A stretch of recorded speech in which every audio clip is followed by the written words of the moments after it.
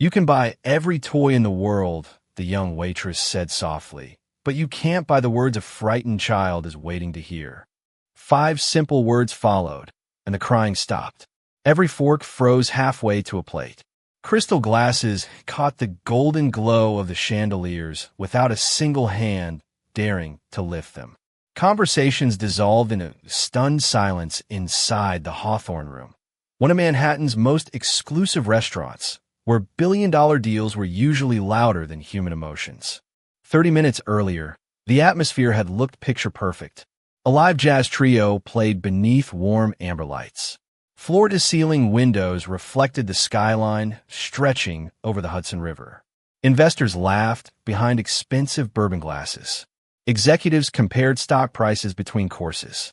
Every polished marble surface seemed designed to remind guests that success had an address. At the center of the room sat Ethan Walker, 39, founder and CEO of Walker Dynamics, a technology empire valued in the billions. Fortune magazine called him one of America's most disciplined leaders. Employees described him with a different word: unstoppable. Ethan had built companies, rescued failing corporations, and negotiated deals that reshaped industries. Pressure never rattled him. Deadlines never intimidated him. Competition never slowed him down. But tonight, none of those victories mattered, because sitting beside him was his 5-year-old son, Noah, whose tiny shoulders trembled beneath a navy sweater as tears streamed endlessly down his cheeks. It wasn't the kind of crying people politely ignored. It echoed through the dining room, cutting across the piano, the quiet laughter, the clinking silverware, and every carefully rehearsed conversation about wealth and influence. Ethan tried everything. He knelt beside his son despite the perfectly tailored suit that now brushed the polished hardwood floor. He offered Noah his favorite dinosaur toy. No response. He whispered reassuring words. The crying only grew louder. A warm cup of cocoa arrived untouched. A chocolate dessert remained forgotten. Even Noah's favorite stuffed fox lay abandoned on the leather booth. Around them, polite smiles slowly faded into uncomfortable glances. One couple quietly requested another table. A businessman checked his watch with visible irritation. A woman leaned toward her companion and whispered something neither Ethan nor Noah could hear, yet somehow both could feel. Near the entrance, the restaurant manager spoke urgently into his headset, searching for a solution that didn't exist. Every passing second tightened the invisible knot wrapped around the elegant room. And through it all moved Naomi Brooks, 24 years old, black apron, crisp white shirt, comfortable shoes that had carried her through double shifts nearly every evening that month. Guests rarely noticed her unless they needed another glass of water or an empty plate removed. She floated quietly between tables, collecting dishes with calm precision, her warm brown eyes observing far more than anyone realized. She noticed Ethan's clenched jaw. She noticed Noah covering one ear between sobs. She noticed the way the little boy's eyes never wandered toward the expensive decorations or the crowd staring back at him. Most importantly, she noticed something everyone else had missed. She didn't rush forward. She didn't interrupt. She simply waited, watching with the quiet patience of someone who understood that sometimes the loudest cries were asking for something words could never explain. Then, as another wave of tears echoed beneath the chandeliers, Naomi placed her serving tray on a nearby station, took one slow breath, and began walking toward the table where the most powerful man in the room was about to discover that compassion could accomplish what money never could. Naomi slowed her steps long before she reached Ethan Walker's table, because experience had taught her that rushing toward fear often made it grow louder. She had seen panic spread from one person to another like ripples across still water, especially when children were involved. Noah was not looking at his father. He was not looking at the curious faces surrounding him either. His eyes stayed fixed on the glittering chandelier overhead, his breathing uneven as his small hands covered one ear while the other reached toward empty air as if searching for something that had disappeared. Ethan noticed Naomi approaching and instinctively stood between her and his son. It was not anger that crossed his face. It was exhaustion.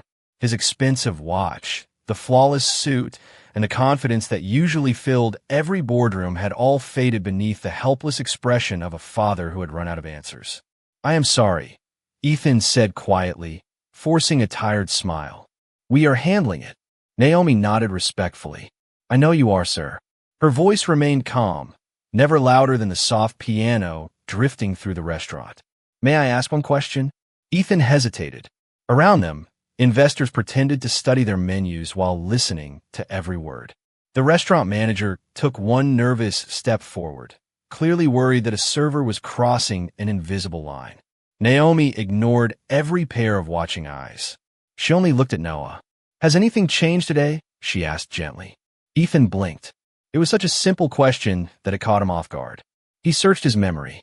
The morning flight from Boston. A delayed car service. A business meeting that ran longer than expected. Then he remembered. His headphones, Ethan whispered. "They broke at the airport this afternoon." Naomi gave the smallest nod, almost too subtle to notice. Suddenly, tiny details began fitting together like pieces of a puzzle. The bright lights, the crowded room, the live jazz band, the clinking glasses, the conversations echoing beneath the vaulted ceiling.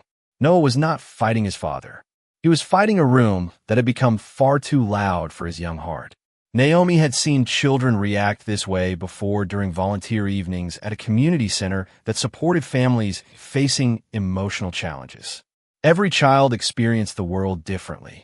Sometimes what looked like stubbornness was simply overwhelm.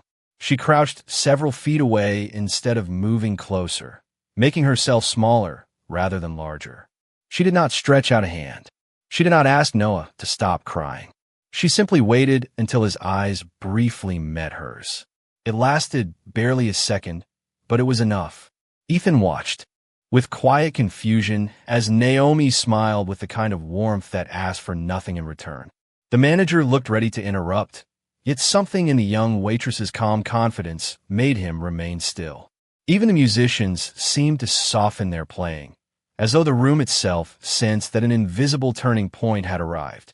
Noah's crying continued, but the rhythm had changed. Between each sob came a tiny pause, and Naomi recognized it immediately. He was finally listening. Naomi kept her voice barely above a whisper because she understood something that no one else in the room seemed to recognize. Children rarely borrowed calm from loud voices.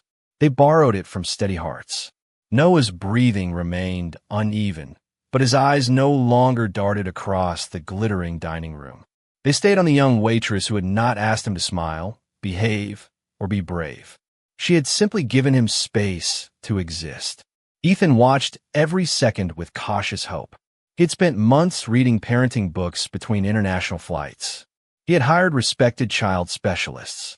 He had filled Noah's bedroom with educational toys, interactive games, and every comfort money could provide. Yet somehow, this waitress, whose name he had not known 5 minutes earlier, seemed to understand his son better than anyone he had ever paid. Around them, the atmosphere shifted almost imperceptibly. Guests who had quietly complained moments earlier now leaned forward with genuine curiosity. Even the restaurant manager lowered his radio, afraid that a single unnecessary sound might interrupt whatever fragile connection was beginning to form. Naomi noticed Noah's fingers slowly moving away from his ear. It was a tiny change, almost invisible but meaningful. She smiled gently without celebrating it. Progress, she had learned years ago, disappeared the moment adults rushed to congratulate themselves.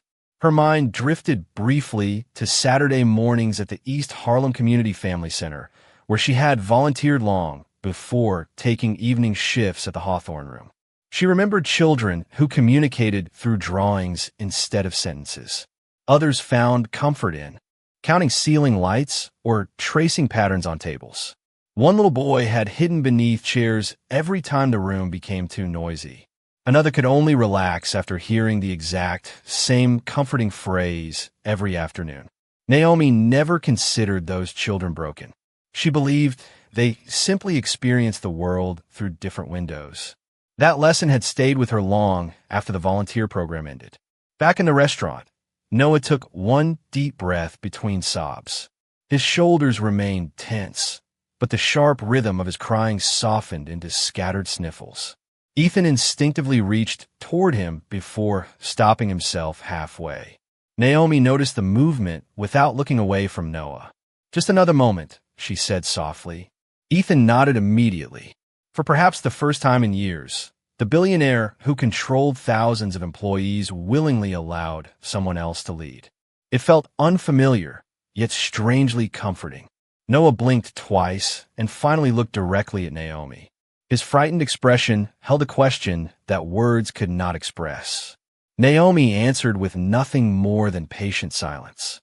She wanted him to discover safety instead of being instructed to feel it. The jazz trio continued playing in the background, slower now, blending with the quiet hum of the city beyond the glass windows. The towering skyline shimmered against the dark evening sky, while inside the restaurant, dozens of strangers stood united by a moment that had nothing to do with wealth, influence, or status. Naomi could see it now. The fear inside Noah was beginning to loosen its grip. The moment she had been waiting for had finally arrived. She drew one calm breath, met the little boy's eyes again, and prepared to speak the 5 simple words that would change far more than a single evening. Naomi never raised her voice. She never reached for Noah's hand. She simply remained where she was, allowing the little boy to decide whether the distance between them should disappear. The restaurant had become so quiet that the soft crackle of candlelight almost sounded loud. Ethan held his breath without realizing it. Every instinct told him to comfort his son, yet something inside him whispered that this moment belonged to Noah, not to his own desperation. Naomi offered the same gentle smile she had worn from the beginning, calm enough to reassure, but never forced. Then she spoke the 5 words. "You are safe with me." They floated through the air without drama, softer than the piano, quieter than the clinking ice inside a forgotten glass of sparkling water. There was no magic hidden inside the sentence. There was only sincerity. Noah stared at her for another heartbeat, then another. His crying slowed into shaky breaths. His shoulders relaxed by the smallest amount. One trembling hand dropped from his ear. Another deep breath followed. The silence inside the dining room somehow became even deeper as dozens of strangers witnessed something they could not explain. Noah blinked, wiped his own tears with the sleeve of his sweater, and looked around the room for the first time all evening. The frightened expression that had trapped him only moments before slowly gave way to cautious curiosity. Ethan's eyes widened. He had spent months searching for complicated answers while the simplest reassurance had reached his son in seconds. He felt relief first, followed almost immediately by guilt. How many times had Noah been asking for safety while he answered with solutions instead of presence? Naomi remained perfectly still. She knew better than to celebrate too early. Children often borrowed confidence one small moment at a time. She quietly picked up a folded linen napkin from a nearby service station and placed it on the edge of the table without interrupting Noah's thoughts. The little boy looked at it, then at Naomi, and finally offered the tiniest nod. It was almost invisible, but Ethan saw it. His throat tightened. Around them, the guests slowly released the breaths they had been holding. A woman near the window smiled through misty eyes. An older gentleman lowered the newspaper he had not actually been reading for several minutes. The restaurant manager stood frozen beside the wine display, his worried expression replaced by quiet amazement.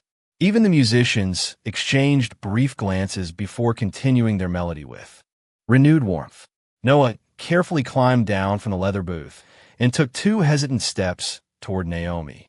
He stopped only a few feet away, studying her face with the complete honesty that only children possess.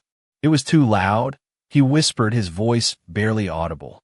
Naomi nodded as though he had shared the most important truth in the world. "I know," she answered gently. "Sometimes the world forgets how loud it can be." Ethan felt those words settle heavily in his heart.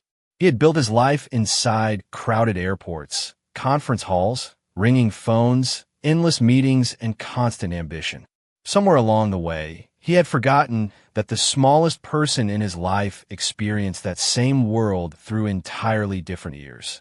Standing beneath the warm glow of the chandeliers, surrounded by wealth that suddenly felt strangely unimportant, Ethan realized that the greatest lesson of his career was not waiting inside a boardroom.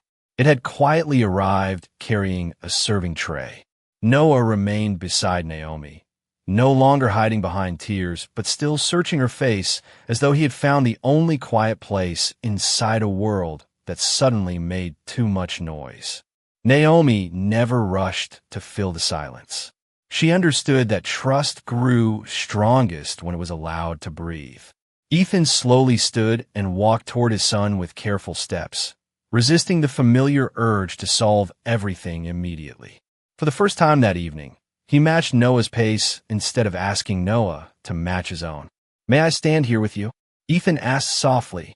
Noah looked at his father for a long moment before giving a small nod. It was a simple gesture, yet it meant more than any successful negotiation Ethan had ever completed. He moved beside his son, leaving enough space for the little boy to feel comfortable. Naomi smiled quietly. She had seen this before. Children often opened the door to connection themselves once they felt safe enough to choose. The tension that had gripped the restaurant slowly dissolved. Conversations did not return right away. Instead, people watched a father learning something that could never be taught inside a business seminar or leadership conference. The restaurant manager finally exhaled and lowered his shoulders. Servers resumed carrying plates, although every movement remained softer than before, almost as if the entire staff had silently agreed to protect the peaceful moment surrounding one small family. Ethan looked toward Naomi with sincere gratitude. "How did you know?" he asked. Naomi folded her hands in front of her apron and answered with quiet honesty. "I did not know. I listened." Ethan frowned slightly, surprised by the simplicity of her answer. Naomi continued, "Sometimes children tell us exactly what they need. They just do not always use words." Ethan glanced at Noah, remembering the broken headphones, the crowded airport, the noisy car ride through Manhattan, and finally the elegant dining room filled with music, conversations, and clattering dishes. None of those details had seemed important until now. Together, they had become more than a little boy could comfortably carry. Noah gently reached into his pocket and pulled out a small plastic dinosaur, the same toy Ethan had tried to hand him earlier. This time he placed it on the table himself and quietly made it walk across the polished wood. Naomi watched without interrupting. Play was another language, and Noah had finally begun speaking again. An elderly woman seated nearby smiled warmly before returning to her dinner. A young couple exchanged grateful glances, as though they had witnessed something far more valuable than an expensive meal. Even the jazz trio seemed to play with lighter hearts, their melody now blending naturally into the comforting rhythm of the evening. Ethan realized that nobody was staring anymore. They were simply sharing the relief that had settled across the room. He turned back toward Naomi. "You have given my son something I could not." Naomi gently shook her head. "No, sir. He already had it. He only needed someone to help everyone else slow down long enough to see it." Ethan lowered his eyes as those words settled deeply within him. He had spent years believing that the greatest gift he could offer Noah was opportunity. Tonight, standing in one of the finest restaurants in New York City, he began to understand. That presence would always matter more than perfection. And although the evening had finally grown peaceful again, neither Ethan nor anyone else in that room realized that the most meaningful conversation was only beginning. The restaurant slowly returned to life, but the atmosphere had changed in a way that no renovation, no famous chef, and no luxury decor could ever accomplish. The conversations that resumed were quieter. The laughter sounded warmer. Even the waitstaff walked with gentler steps, as though everyone had unconsciously learned that kindness deserved the same respect as success. Noah climbed back onto the leather booth without hesitation. This time he reached for the cup of warm cocoa that had been sitting untouched for nearly half an hour. He wrapped both hands around the mug, took a careful sip, and smiled to himself. It was a small smile, almost hidden behind the rim of the cup, yet Ethan felt his own heart become lighter than it had in months. He realized he could not remember the last time he had simply watched his son without checking a notification, answering a message, or thinking about the next meeting waiting on his calendar. Naomi quietly picked up the empty dessert plate from a neighboring table, ready to return to her duties as though nothing extraordinary had happened. That surprised Ethan more than anything else. She was not waiting for applause. She was not expecting praise. She had offered compassion with the same humility she brought to every table she served. "Naomi," Ethan called gently before she walked away. She turned with the same calm expression she had carried throughout the evening. "Would you sit with us for just a minute?"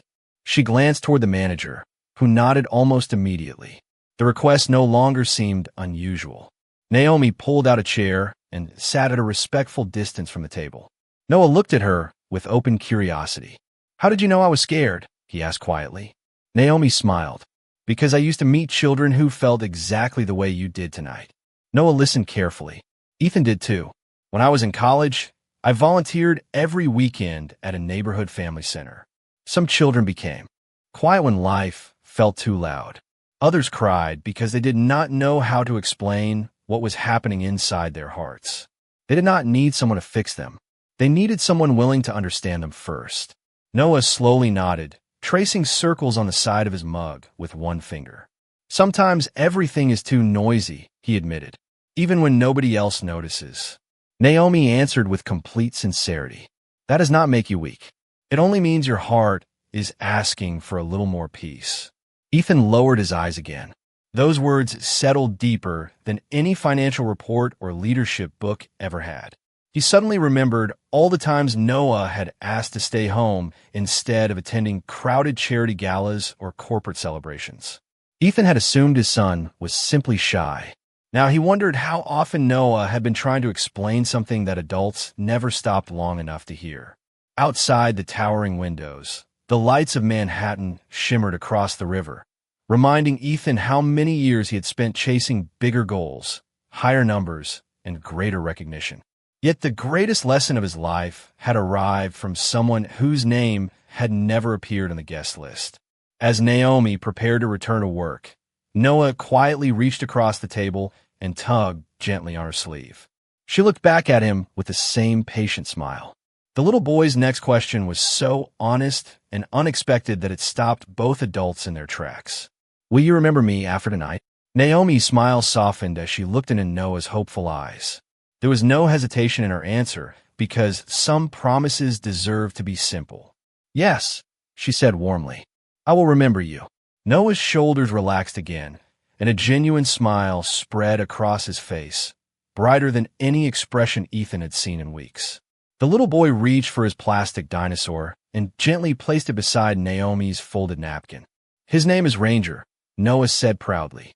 "He always comes with me when I get nervous." Naomi carefully looked at the tiny toy as though it were something priceless. "Then Ranger has been very brave tonight," she replied. Noah let out a quiet laugh, the first sound of pure happiness that had filled the table all evening. Ethan closed his eyes for a brief moment.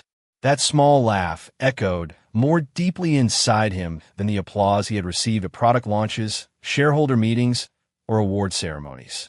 It reminded him how long it had been since he had truly measured success by the happiness of the person sitting closest to him.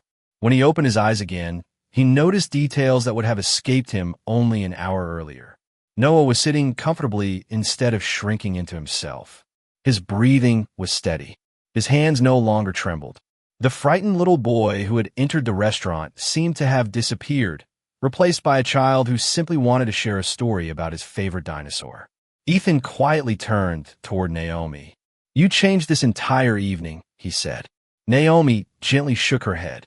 "No, sir. Noah changed it. I only helped him feel safe enough to show everyone who he already was." Those words settled over the table with quiet strength. Ethan realized how often he had mistaken control for care. Whenever Noah struggled, his first instinct had been to fix the situation as quickly as possible. He scheduled appointments, researched experts, bought helpful products, and searched for better solutions. Yet tonight, the greatest difference had come from someone who had never tried to control the moment at all. She had simply chosen to understand it. Across the dining room, guests gradually returned to their conversations, but something had changed inside many of them as well. A father at another table quietly lifted his young daughter onto his lap instead of handing her a tablet. A woman reached across the table to squeeze her elderly mother's hand during dinner. Even the restaurant manager thanked one of the servers with unexpected kindness after accepting a tray of fresh dishes. Compassion had traveled farther than anyone noticed. Noah suddenly looked at his father. "Can we come back here again?" he asked. Ethan smiled, but before answering, he glanced toward Naomi. The restaurant itself was no longer what Noah wanted to revisit. It was the feeling he had discovered there. Ethan understood that immediately. "Yes," he answered. "We can come back." Noah nodded happily before adding one more sentence that caught his father completely by surprise. "Only if Naomi is working." Ethan laughed softly, and so did Naomi. It was an ordinary laugh shared between three people who, only a short time earlier, had been complete strangers. Yet Ethan could not ignore the quiet realization growing inside him. Some of the most important people we meet do not arrive carrying impressive titles or expensive business cards. Sometimes they arrive carrying nothing more than patience, kindness, and the wisdom to notice what everyone else has overlooked. Naomi stood from the table with the same quiet grace she had shown all evening and reached for her serving tray once again. To everyone else, it looked like an employee returning to work. To Ethan, it looked like someone walking away after changing a life without asking for anything in return. Before she could take another step, Ethan spoke. "Naomi, please wait." She turned with a polite smile. Ethan reached into the inside pocket of his suit jacket and removed a sleek black business card. For years, that small piece of cardstock had opened doors around the world. Investors returned calls because of it. Executives rearranged schedules because of it. Entire companies had changed direction after receiving it. Tonight, for the first time, Ethan looked at it and realized it was not the most valuable thing he could offer. He quietly slipped it back into his pocket. "May I ask you something instead?" Naomi nodded. "Of course." Ethan glanced at Noah, who was happily making Ranger march across the table beside the empty cocoa mug. "If you were me, what would you do differently?" The question surprised everyone close enough to hear it. A billionaire who advised presidents and mentored entrepreneurs was asking a waitress for guidance. Naomi did not answer immediately. She wanted to honor the weight of the question. Finally, she spoke. "Take him somewhere that is quiet. Leave your phone behind. Let him choose the conversation, even if the conversation is only about dinosaurs." Ethan smiled, but his eyes glistened with emotion. The answer sounded almost too simple. Then he realized that the most important lessons often were. Noah looked up excitedly. "Can we go to the Natural History Museum this weekend?" Ethan laughed softly. "Yes, we can." Noah's smile grew even wider. "Just us." Ethan hesitated for only a second before answering with complete certainty. "Just us." Across the dining room, several guests quietly looked away, giving the family a moment of privacy. They had witnessed something far more meaningful than an elegant dinner. They had watched a father rediscover his son. Naomi gently lifted her tray, believing the evening had finally reached its peaceful conclusion. Then the restaurant manager approached her with an expression she had never seen before. "Naomi," he said quietly, "I have worked here for 12 years. Tonight, I watched you serve more than food." She smiled modestly, unsure how to respond. "Thank you," she said. "I was only doing what I hoped someone would do for any child." The manager nodded slowly. Those words stayed with him. Nearby, one guest discreetly lowered a phone that had been recording only the skyline moments earlier. Another guest quietly whispered to a companion that kindness deserved as much attention as success. Yet no one crowded around Naomi. No one interrupted the peaceful moment she had created. Ethan rose from his chair, placed a gentle hand on Noah's shoulder, and looked at Naomi one last time before preparing to leave. "I came here expecting to close a business deal," he said. "Instead, I found something far more valuable." Naomi smiled with quiet humility. "Sometimes the best investments are measured in moments, not money." Ethan nodded, knowing he would remember those words for the rest of his life, even though neither of them realized that the choice he was about to make before walking out of the restaurant would surprise Naomi more than anything that had happened that evening. Before Ethan reached the restaurant entrance, he stopped and looked down at Noah, who was happily holding Ranger in one hand while reaching for his father's other hand with the confidence that had been missing only an hour earlier. Ethan smiled and squeezed his son's little fingers. Then he quietly turned around and walked back toward Naomi. Every conversation near the front of the restaurant faded once again. Naomi looked up, expecting perhaps a forgotten coat or a simple farewell. Instead, Ethan stood before her with an expression completely different from the one he had worn when the evening began. The confidence was still there, but now it was joined by humility. "Thank you," he said. "Not because you stopped my son's tears. Thank you because you helped me understand why they were there." Naomi lowered her eyes for a moment before answering. "Every parent has moments like tonight. The important part is what happens tomorrow." Ethan nodded slowly. Tomorrow will be different. He meant every word. He reached into his pocket once more, but this time he did not remove a business card or a check. Instead, he silenced his phone, held it in his hand for a brief second, and switched it completely off. The screen went dark. Noah looked up with surprise. Ethan smiled at him. "This weekend belongs to us." Noah's face lit up brighter than the skyline beyond the windows. "No meetings?" he asked. Ethan laughed. "No meetings. No phone." Ethan gently placed the device into his jacket pocket. "No phone." Noah wrapped both arms around his father in a spontaneous hug. Ethan closed his eyes, embracing his son without looking at the time, without worrying about unanswered messages, and without wondering what opportunity he might be missing. For the first time in a long while, he understood that the opportunity he had almost lost had been standing beside him all along. Naomi quietly returned to clearing a nearby table, allowing the family to enjoy the moment without interruption. That was simply who she was. She never searched for recognition. She believed kindness completed its work best when it expected nothing in return. As Ethan and Noah stepped outside, the cool Manhattan evening welcomed them with gentle air and a distant glow of city lights reflecting across the Hudson River. Noah pointed toward the stars barely visible above the buildings. Ethan looked up too, realizing he had not done something so simple with his son in longer than he could remember. Behind them, through the restaurant windows, Naomi watched them leave with a quiet smile before returning to another table where new guests had just been seated. To everyone else, she was simply a waitress beginning the next order. But to one father and one little boy, she would always be the stranger who reminded them that understanding is often the greatest gift one person can give another. Long after the dinner receipts were forgotten, long after the conversations about business had disappeared into history, one memory remained untouched. A frightened child found peace because someone chose to listen before speaking. A father rediscovered what success truly meant because someone valued presence over prestige.